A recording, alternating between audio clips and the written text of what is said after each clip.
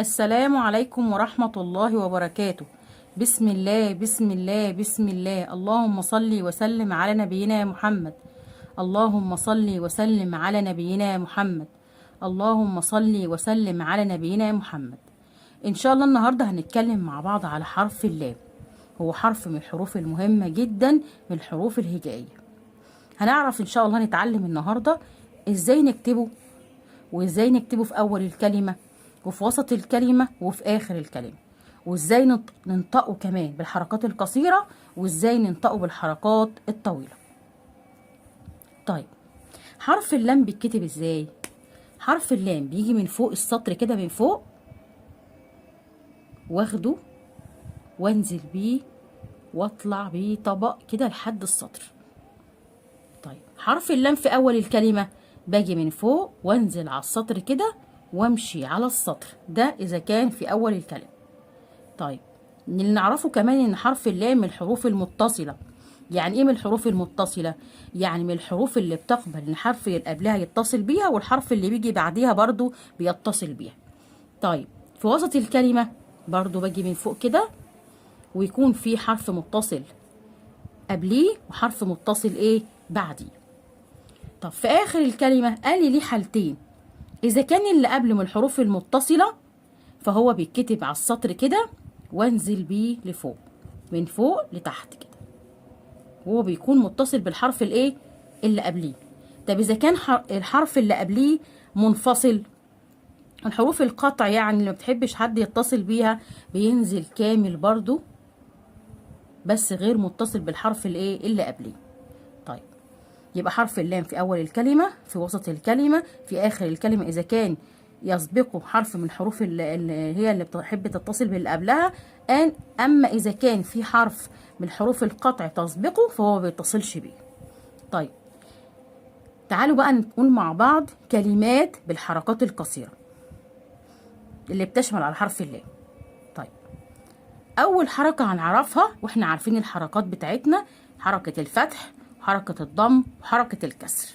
طيب، حرف اللام بحركة الفتح، لا لا بيكون مفتوح بحركة الفتح، لا. طب ناخد مثال عليه كده، لبن، ليمون، لا، لبن، ليمون. طيب، حرف اللام بحركة الايه؟ بحركة الكسر، يعني بيكون مكسور، لي لي. طب ناخد مثال على حرف اللام، لسان، لص، لسان، لص. طيب، حرف اللام بحركة الضم،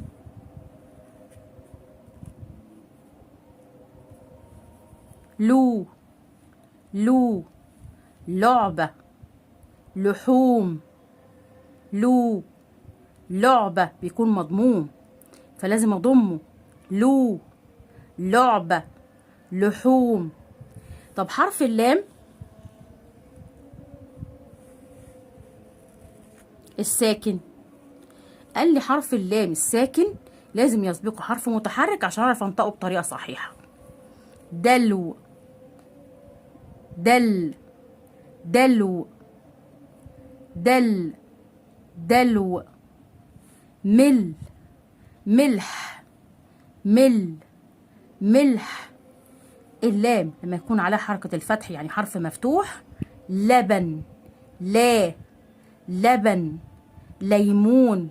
حرف اللام حركة الكسر يعني مكسور، لي، لسان، لي، لص. حرف اللام حركة الضم يعني يكون مضموم، لو، لعبة، لو، لحوم.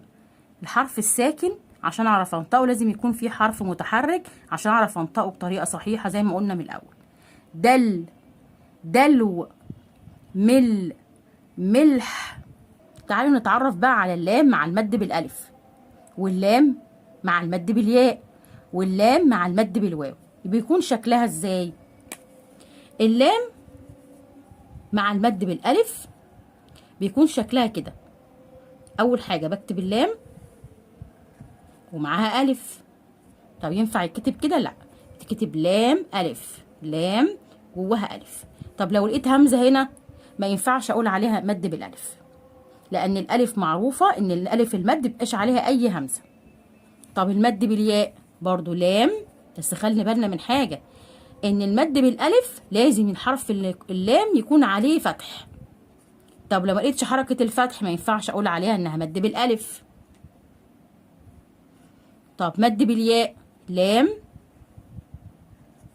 مكسورة ومعاها ياء. ليه شكلين؟ يا إما لام ومعاها ياء بيكون ياء لسه هنكمل بقية الكلمة، يعني في وسط الكلمة، أو لام في آخر الكلمة ولازم يسبقها كسر. طيب اللام مع المد بالواو، اللام مع المد بالواو برضو بكتب حرف اللام ويكون مضموم ومعاه ايه؟ مع حرف الواو. بيتكتب ازاي؟ لو، لو. يبقى احنا اتفقنا ان المد بالواو اللام لازم يكون مع واو، واللام لازم تكون مضمومة. طب ننطقها ازاي؟ لو. طب نقرأ مع بعض اللام مد الألف، لا مد بالياء، لي مد بالواو، لو. طب تعالوا نقرأ كلمات بالحركات الطويلة. قلنا اللام بمد الألف، اللام ومعاها ألف، واللام لازم تكون عليها حركة الفتح. طيب نقرأها ازاي؟ لا ولاء، لا صلاح.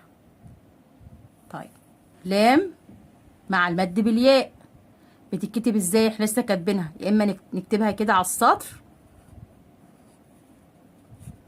لي وليد، لي وليد، لي عليم.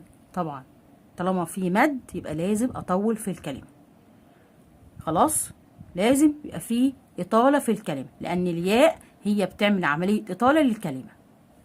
خلاص إطالة لمين؟ للام اللي هو الحرف الممدود. اللام مع المد بالإيه؟ مع المد بالواو. هقول إيه بقى؟ بتكتب إزاي؟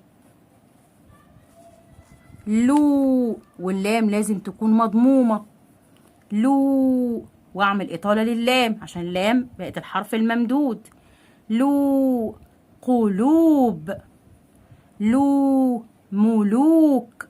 نقولهم مرة كمان، لا، لا مد بالألف، ولاء، لا صلاح. طب لو لقينا على الألف عليها همزة ما ينفعش أقول عليها مد بالألف. تعالوا نقرأ بقى الكلمات بمد الياء، لي وليد، لي عليم، لو قلوب، لو ملوك.